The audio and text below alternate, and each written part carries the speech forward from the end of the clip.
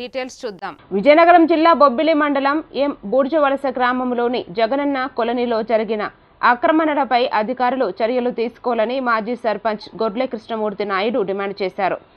5 నెలల క్రితమే రెవెన్యూ అధికారులకు ఫిర్యాదు చేసినప్పటికీ ఇప్పటి వరకు స్పందన లేదని ఆవేదన వ్యక్తం చేశారు. ప్రభుత్వ భూములను పేదలకే కేటాయించాలని ఈ అంశానికి రాజకీయ రంగు పులమద్దని కోరారు.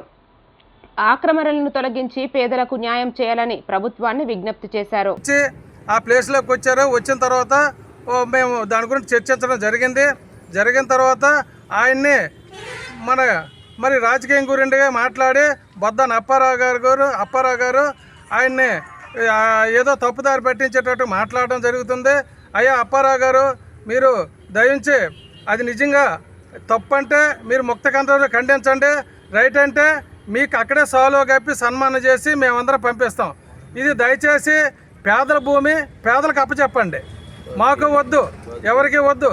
పేదల భూమి పేదలకు అప్పచెప్పండి. మేము కోరేది ఏంటంటే రేపు ప్రభుత్వ స్థలాలు పేదలకు ఇవ్వాలనుకునేటప్పుడు స్థలాలు లేకపోతే ఇబ్బంది పడతామని ఆ ఉద్దేశంతో మేము ఇదంతా చేయడం జరుగుతుంది తప్పించి ఏ ఒక్క రాజకీయ ఉద్దేశంతో కాదు. మీరు దయచేసి రాజకీయం గురించి దాన్ని రుద్దకండి, మాకు న్యాయం చేయండి. ఇది మీకు ఈ మీడియా ద్వారా కోరుకోవాల్సిన విషయం.